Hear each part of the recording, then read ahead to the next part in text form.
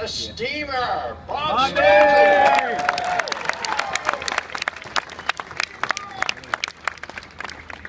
And the one and only Louis Tiana.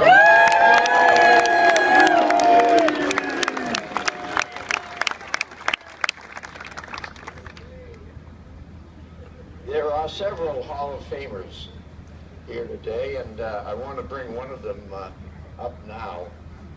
He's a man because of his vision and his dedication, as much as it is the vision of Tom Werner and John Henry and Larry Lucchino. Without his vision and without his dedication, this grand old ballpark would not be sitting here today and for the foreseeable future as the great crown jewel, not only of baseball, but of every sports venue on this continent. And that's just the tip of the iceberg, because he has done so much for this grand old city for these last 2 decades.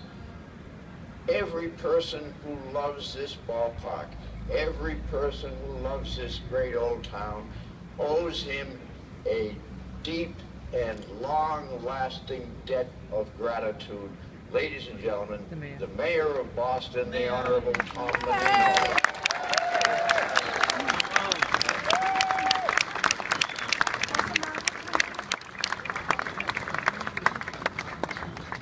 Thank you, Dick. Thank you all for being with us today for a very special occasion. So I'm a ball player who, at 18 years, won his All-Star. But you know, more than a ball player, he's good to the neighborhood, good to the people. He's a role model. And these days, that's what we role models out there. And Kyle was very quiet and bland. So I want to say, very special day. All of you folks that are here, his family. I have a proclamation. I'm not going to try to replicate Flavin's comedy, words. He's the best. You know, you never replicate somebody before you. I have a proclamation. I'm not going to read it all because it's 56 whereases. The game will have started by then. I'll just read the last couple of them. Where Yaz has given his time and heart to those less fortunate, particularly to the Genesis Fund, the Jimmy Fund, and whereas on the 30th anniversary of his retirement, hereby commemorate his contribution to the statue immortalizes him at Fenway Park. Now, therefore, I, Thomas M. Menino, Mayor of the City of Boston, 104 days they won't, so hereby declare Sunday, September 22nd, 2013, as Kyle Yastrzemski Day in the City of Boston. Here's my fellow Bostonians.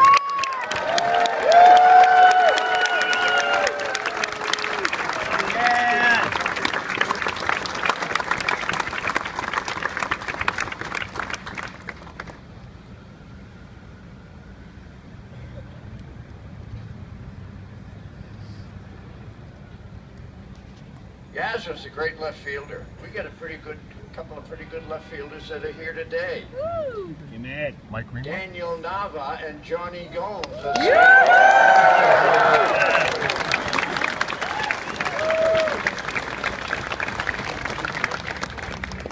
And number 15 of the Boston Red Sox.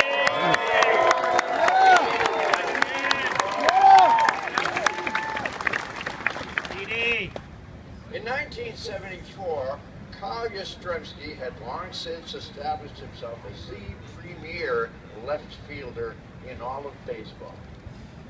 And that year, he willingly switched his position from left field to first base.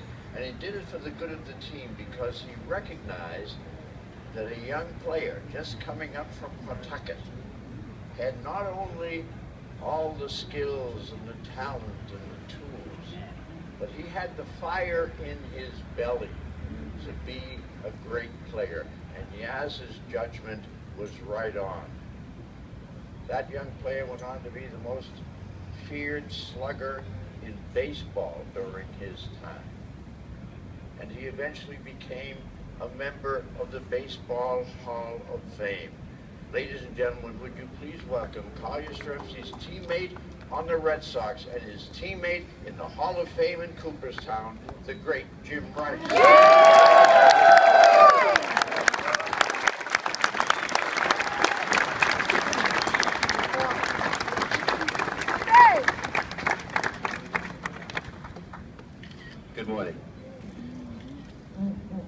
And for some of you out there that didn't know anything about Yaz, Yaz is the type of person that he believed in a couple things: short, quick, and direct.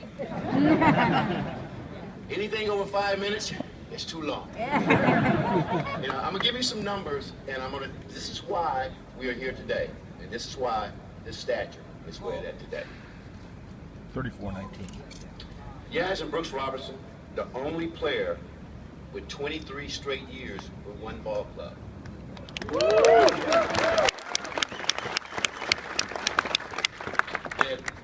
They AL outfielders and assists 7 times and won 7 Golden Gloves. 3-time AL batting champ, 1967 Triple Crown MVP and Golden Glove. Elected to the Hall of Fame in 1989 on the first ballot. First year player with 400 home runs, 3,000 hits. Played 10 years with Yaz. And I tell you what, it was very enjoyable for me to watch this man play. You know, I was able to have a mentor like Johnny Pesky to work with me. And he said that if you're going to be around the game, you need to watch someone that knows how to play the game. And that man was Carl Yastrzemski. I watched him day in and day out how he prepared himself. He was always first at the ballpark, the last one to leave. But some of the things I didn't like. He never slept on a plane. I had to sleep on a plane because we were going coast to coast. And I didn't enjoy the way he used to pack his clothes. Everyone that played with Yaz know that he could pack his bag for 15 days, probably in a grocery bag. That's the way he was. But you had to love the man. The man had character. And he set everything by example. And I'm not going to bore you. I got one more minute. I know that because I know he's looking at his watch. He told me, he said, Jimmy, well, I'm going to tell you 2 stories. He said, Jimmy, he said, I'm going to show you how to play left field. And we as the players that know Yaz and know how he walks and everything else, he went out to left field one day and said, come on, I'm going to show you how to play left field. He folded his arm and he dropped his head and he said, shit, Jimmy, you have to learn how to play this yourself. That's the advice that he gave.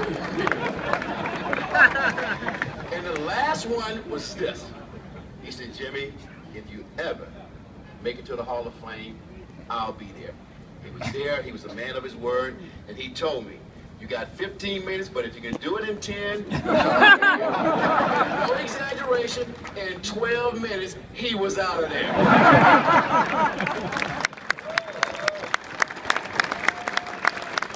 That was 3 minutes too long. Thank you, Jeff.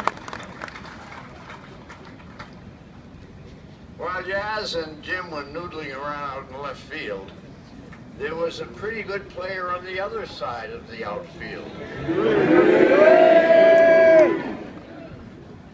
383 home runs. He was a great glove man.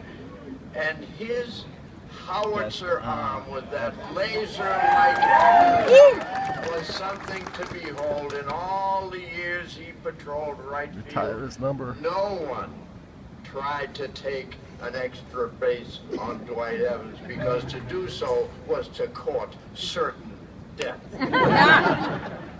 He is, of course, a member of the Red Sox Hall of Fame, and by God, he should be in the Hall of Fame.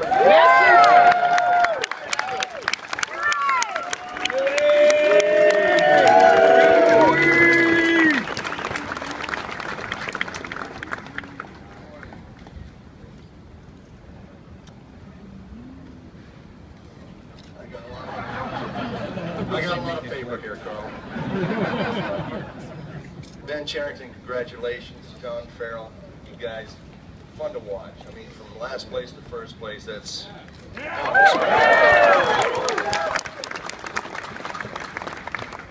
Thank you.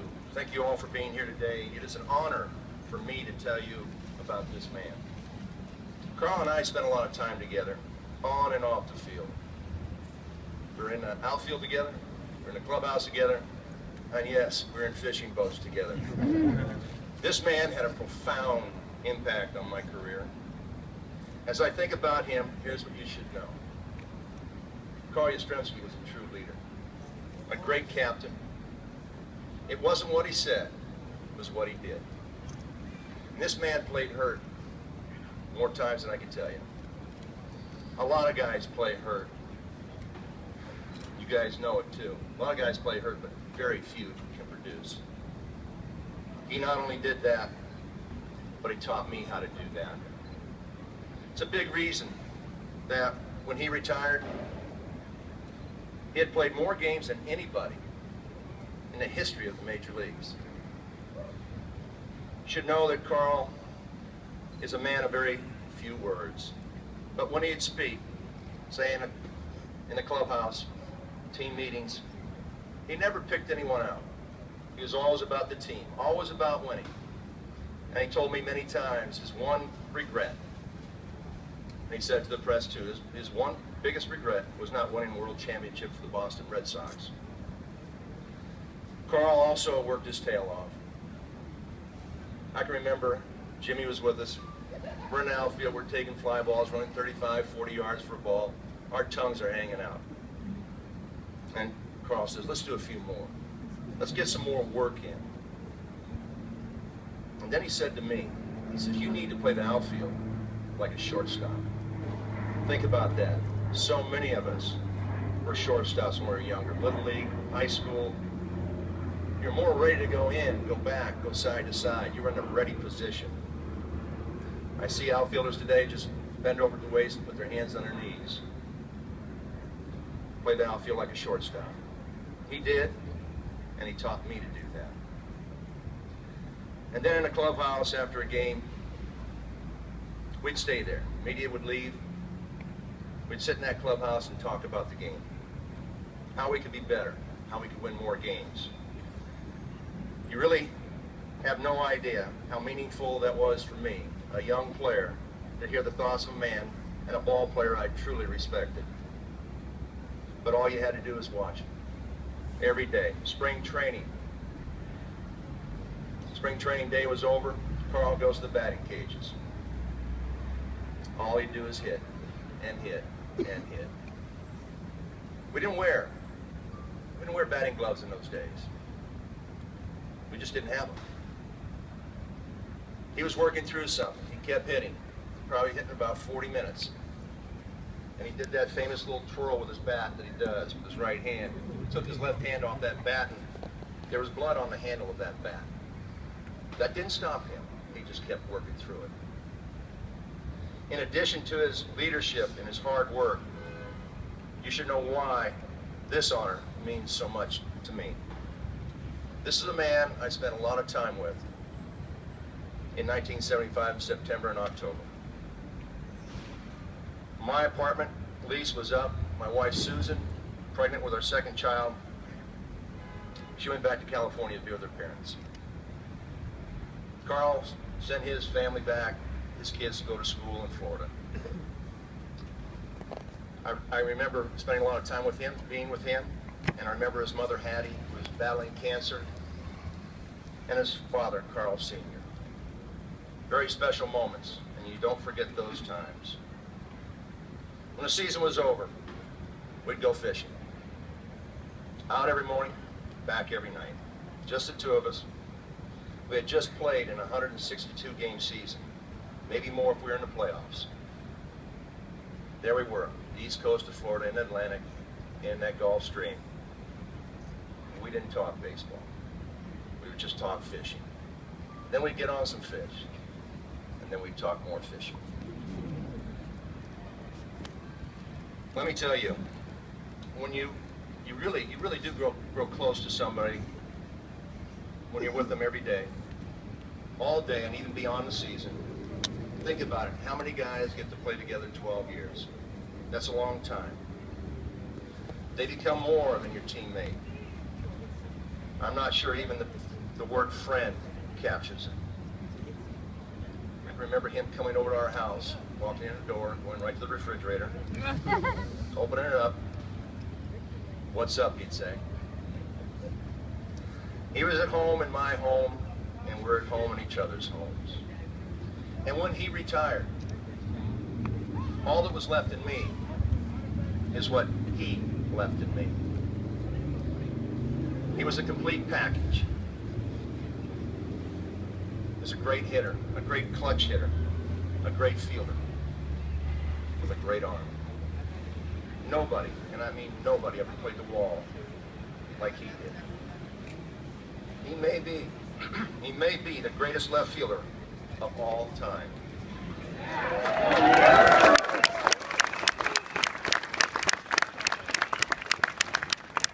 And for me personally, he has been a great friend.